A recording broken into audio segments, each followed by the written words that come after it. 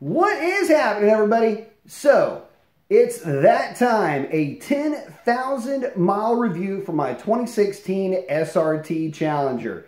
Just rolled over the big 5-digit number, and so I wanted to chat a little bit about, well, my experience owning this car, some of the modifications that I've done, and really kind of give a bit of a broad brush impression of the car at this point. I've had the car now about a year and a half, and I gotta tell you, I think that I like the car more now than when I initially bought the thing. So basically, it worked out like this. You know, when I first was looking for a Challenger, I was really on the fence. I didn't know if I wanted to go with a Scat Pack or if I wanted to go with the SRT, and I opted for the SRT mainly because of the adjustable suspension.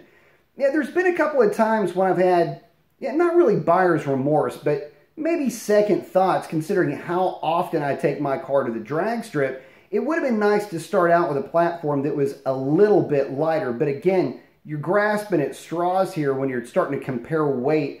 Yeah, we're talking maybe 100 pounds at the most, and that's really the Harman Kardon sound system, slightly bigger wheels, and a little bit bigger brake system than the Scat Pack. But again, we're talking about a 4,200 pound car here. It's not that big of a difference, but it is a difference nonetheless. But I'm really stoked that I went with the SRT. A lot of that has to do with that adjustable suspension. I do like the bigger brakes, not just for the looks, but their performance as well. And that Harman Kardon sound system, it's pretty fun to have too, just when I'm cruising around. But yeah, admittedly, that speaker box comes out when I go to the drag strip. But getting back to the car, maintenance, well, it's got 10,000 miles on it, and I've probably already got about 7 or 8 oil changes on the car already.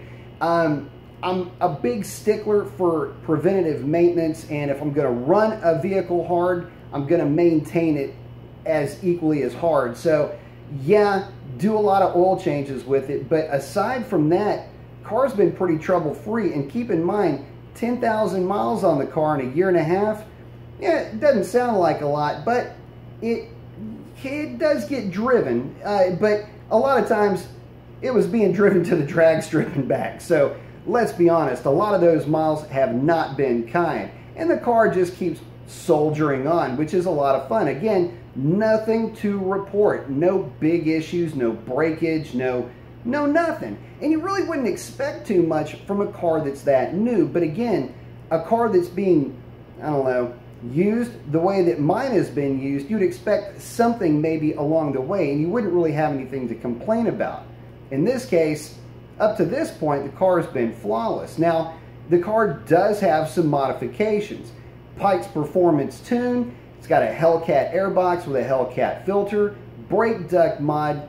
I cleaned up the intake runners myself, and a set of drag radials. Also has a cat delete pipe. But aside from that, there's really nothing done to the car. And, well, in a way, that's kind of part of the story. See, the car in really good air, like obnoxiously good air, will run mid 11-second quarter-mile times. But for the most part, it's an 1170, 1180 car in most conditions.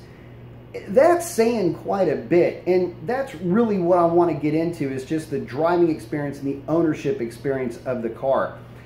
One of the things I like the most about my Challenger is it is a bigger car than the Camaro or the Mustang. And since I was a kid, I was always more attracted to the B-body Mopars. And in a way, although it is a Challenger in name and in look, the physical dimensions of this thing are more or less B-body. And yeah, it's the naturally aspirated 392, and that it's plenty of power for the street. In fact, it's a lot of usable power, and with a drag radial on pretty good surfaces, you know, like a good concrete surface, it'll dead hook, almost flat footing it at that. So the good thing about the car is it embodies a lot of the fun things about other cars that I've owned. It's like taking my Vipers and my Lightnings, some of my Mustangs, and just kind of molding them together into one car, you know, all the best attributes my SRT has. So, you know, it's got quite a bit of power with the tune and the other modifications that it's got. It's putting down on a Mustang dyno just shy of 430 horsepower. It might not sound like a lot, but it's enough to power that 495 pound, that's with me in it, tank down the drag strip, again at, you know, an 11-second ET at, you know, somewhere around 115 to 117 miles an hour. So definitely no slouch. And it does so in a real comfortable kind of way. I mean, there's no real drama to it. And the neat part about it with the SRT, I can drive to the track, put that thing in street mode, it rides like a big luxury car, get to the track, throw it in sport mode, run some 11-second passes, eat a Frito pie, wrap it up, take it back to the house, and it's just not gonna miss a beat. And it's fun. And again, I own the SRT, and so I do have the luxury of having the adjustable suspension.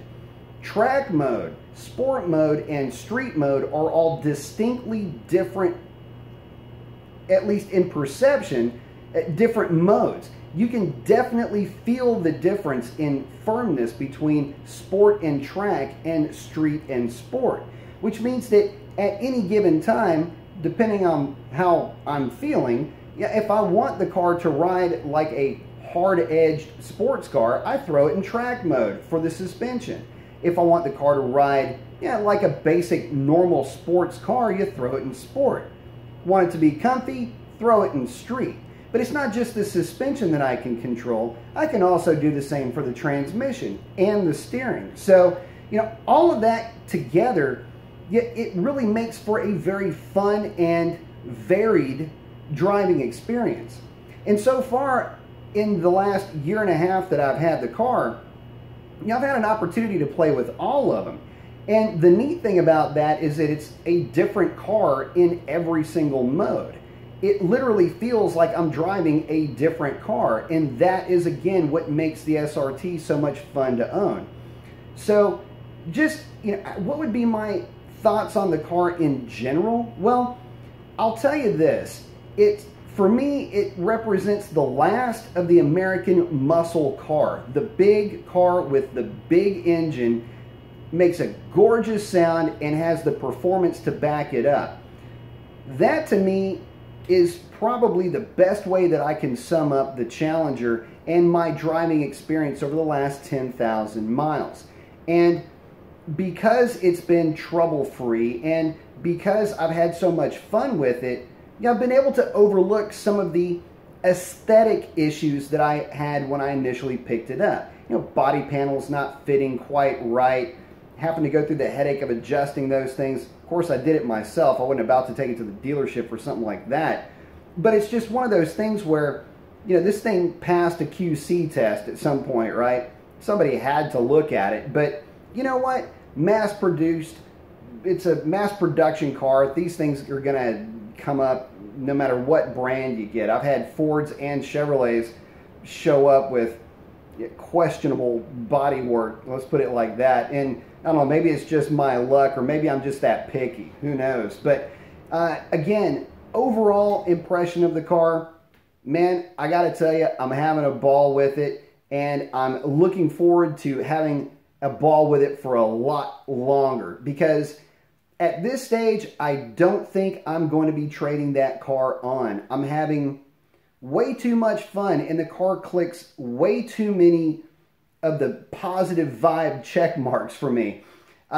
Modifications that I may do down the line, well, if Mopar is listening to this, I want the rear seat delete out of the Demon to be offered by Mopar Performance Parts, so I can put that in the car. I don't use the rear seat very often in my car, and it'd be really cool to jettison some of that weight and put that rear seat delete in the car.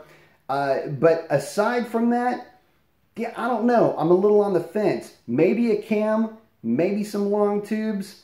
I don't know yet, but I will say this. No matter what I do with that thing, I'm going to be having quite a bit of fun with it, as long as I can keep tires on the back of it, because I'm going through some tires with this car. But if that's the only big expense I've got to worry about, then I think I'll be doing pretty good. But if you've got one of these things, post up your comments. I'd love to hear about your experiences up to this point. Love to hear how many miles you've got on yours, and how many high mileage 392s are running around out there. I'd love to hear some of the stories, hear how the durability is working out for you guys, because I know there are plenty of you guys out there that are running the hell out of your cars.